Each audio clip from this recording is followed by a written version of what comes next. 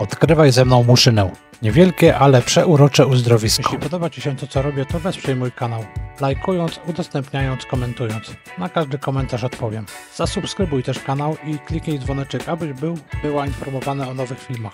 Możesz też kupić mi kawę w serwisie buycoffee.to i buymecoffee.com. Linki do serwisu w opisie do filmów. Dzięki wielkie. Muszyna. Niewielkie, przeurocze uzdrowisko nad rzeką Poprad, która właśnie tutaj wpada w kotlinę otuloną Beskidem Sądeckim i Pieninami.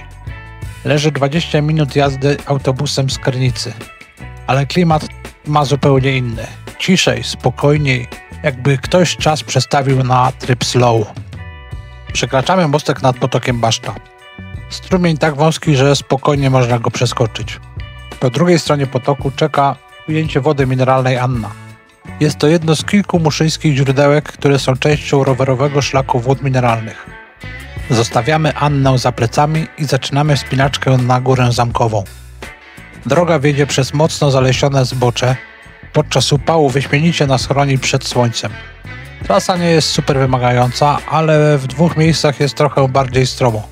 Trzeba uważać. Podczas wędrówki zobaczycie na drzewach małe coś a la ołtarzyki. Przekraczamy ostatni zakręt i wchodzimy na wzgórze Baszta, 527 metrów nad poziomem morza. To zamek biskupów krakowskich, czyli niegdyś stolica państwa muszyńskiego. Wiedzieliście, że takie państwo kiedyś było? Dajcie znać w komentarzu. Jak każdy zamek, taki ten ma bogatą historię. To raz się rozpada z powodu wady konstrukcyjnej i słabej jakości spojin. 20 lat później trawi go pożar. Na początku XVI wieku biskupi odbudowywują zamek w stylu renesansowym. Jednak już pod koniec tego samego wieku kolejny pożar niszczy zamek, a w jego miejscu powstaje strażnica graniczna, która z czasem staje się ruiną. Obecnie po rekonstrukcji zakończonej w 2023 roku odrestaurowano wieżę wschodnią, odbudowano brakujące piętra i taras widokowy, z którego rozpościera się przepiękny widok na Muszynę i jej najbliższą okolicę.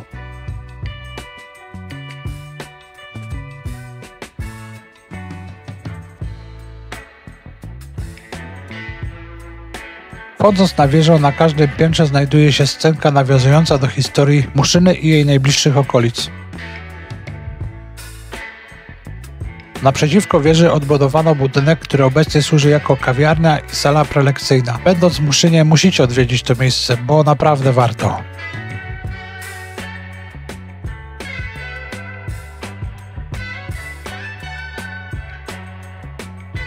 Chodzimy zachodnim zboczem Góry Basztowej. Po kilku minutach drogi od szczytu natknęliśmy się na małą bieloną kapliczkę. Kapliczkę Matki Boskiej Królowej Polski.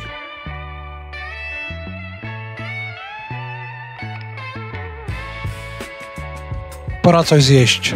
Wybraliśmy Uchutka. Jest to rodzinna gospoda serwująca domowe potrawy. Zamawiam pstrąga.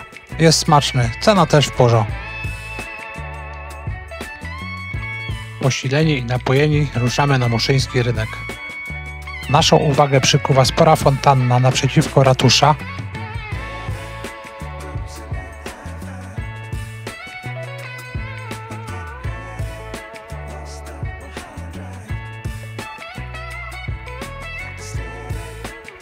oraz kapliczka świętego Jana Nepomucena, postawiona w północnej części rynku.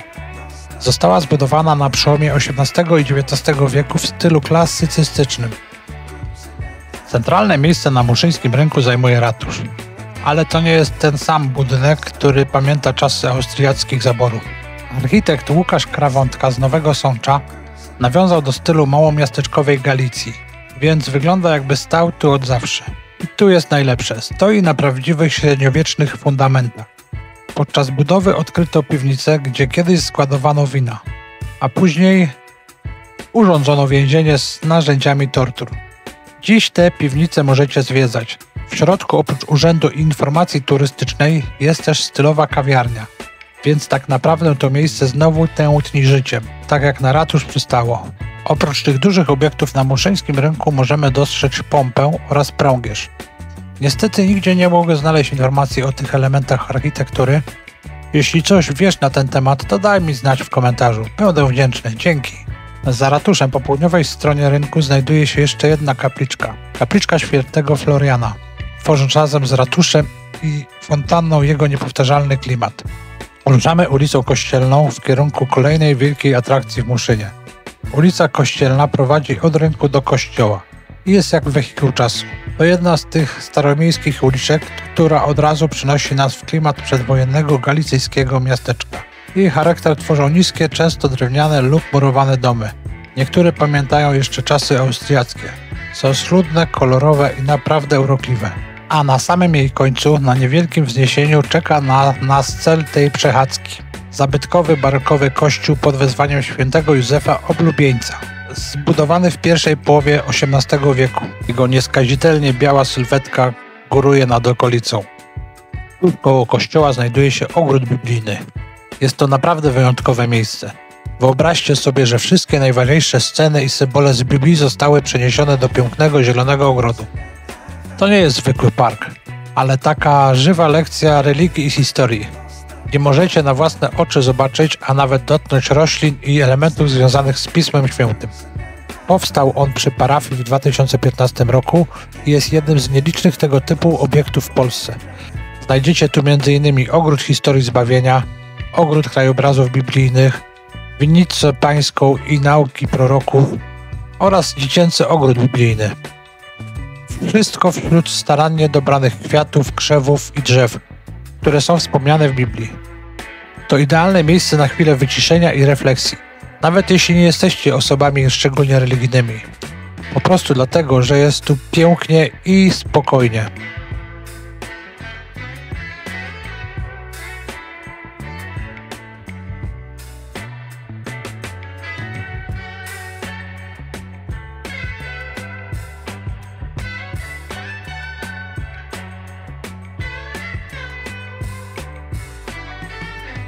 Późnym popołudniem, przed powrotem do Krynicy, idziemy się napić kawy w ponoć już kultowej kawiarni artystycznej Szarotka, która mieści się w jednej z tych urokliwych starych willi tuż przy muszyńskim rynku. A jej wnętrze, to jest właśnie ten klimat, dla którego się tu przychodzi.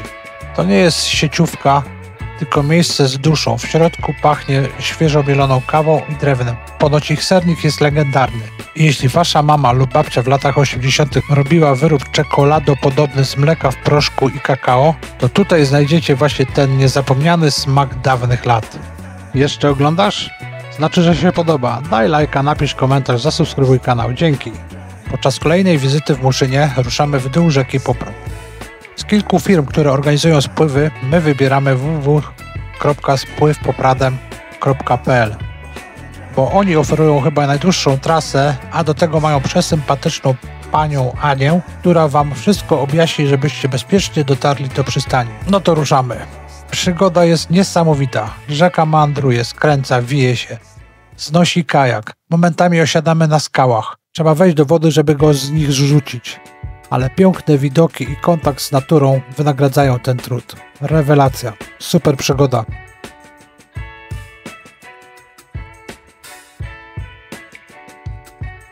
Po kilku godzinach na wodzie człowiek robi się głodny. Niedaleko miejsca, w którym zaczyna się spływ kajakowy, znajduje się Motogrzyb.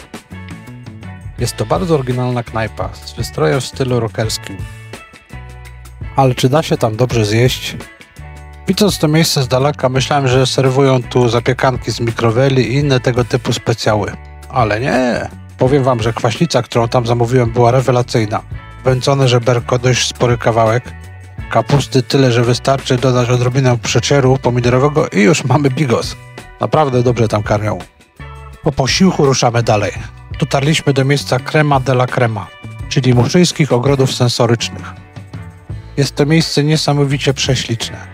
Na zboczu suchej góry, na powierzchni około 7 hektarów, zostały umiejscowione ogrody zmysłu. W tym miejscu każdy twój zmysł zostanie pobudzony. No coś niesamowitego, rewelacja. Twój wzrok nasyci się pięknymi widokami. Twój węch zostanie pobudzony intensywnymi zapachami. Słuch dozna ukojenia szumem drzew i śpiewem ptaków. Dotyk pozna różne faktury, a smak zostanie pobudzony przez różnorakie owoce. Powiem wam, że ja jestem zauroczony tym miejscem. Tak pięknego parku i z tyloma atrakcjami to ja jeszcze nie widziałem. Tu można chodzić godzinami, dniami, miesiącami i zawsze znajdziemy coś, czym możemy nacieszyć nasze zmysły.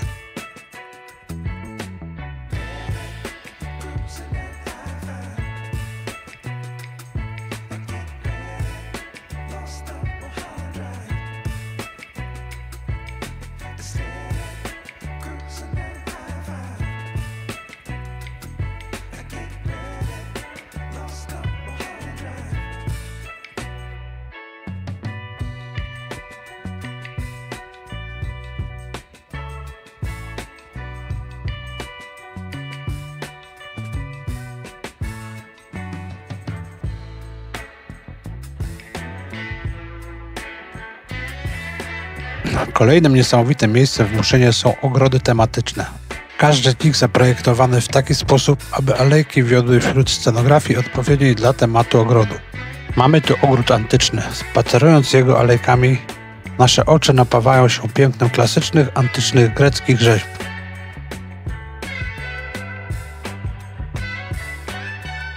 Miłośnicy spacerowania wśród kamieni i kawałków skał też znajdą tutaj swoje miejsce.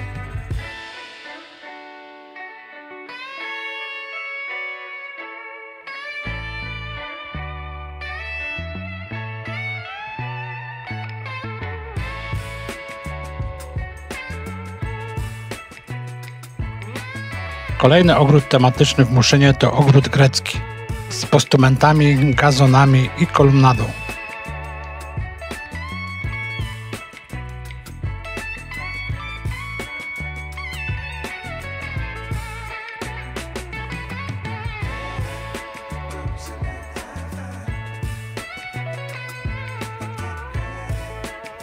Mnie najbardziej jednak urzekł ogród w stylu włoskim, z pięknymi pergolami z piaskowca i pomalowanym na ultramarynę drewnem.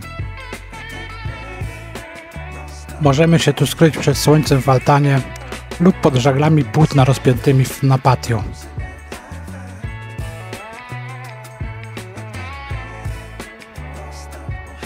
Ten włoski ogród jest przeuroczy. Polecam każdemu spędzić w nim przynajmniej kilkadziesiąt minut i poczuć się jak pod niebem Toskanii.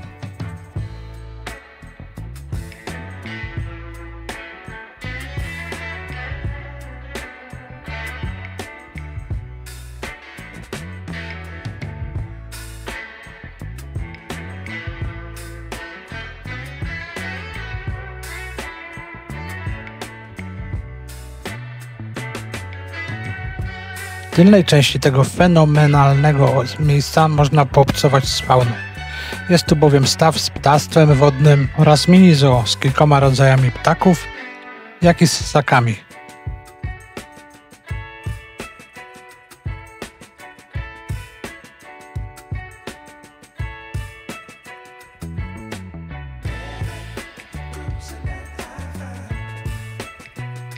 Jeśli będziecie chcieli odpocząć i zaznać trochę orzeźwienia i zdrowia, możecie skorzystać z tężni solankowej. Muszyna to jedno z najpiękniejszych miejsc w Polsce, w jakim byłem. Oferuje przepiękne widoki, masę tras spacerowych i miejsc do relaksu. Jeśli Krynica Górska irytuje Cię zgiełkiem dużego miasta, to podjedź parę kilometrów do Muszyny. Tu znajdziesz ciszę, spokój i ukojenie, a do tego klimat małego miasteczka. Nacieszysz zmysły i na pewno będziesz chciała wrócić do tego miejsca. Jest tu rewelacyjnie. Jeśli dotarłaś aż tutaj, znaczy, że Ci się podobało. Daj lajka i zasubskrybuj kanał. Możesz też odwdzięczyć się stawiając mi kawę w serwisie Buy Coffee Theo i buymecoffee.com. Linki w opisie do filmu. Jeśli lubisz czytać o fajnych miejscach nie tylko w Polsce, oglądać zdjęcia z tych miejsc, to zapraszam na odkrywajzemną.pl. Dzięki wielkie i do następnego filmu.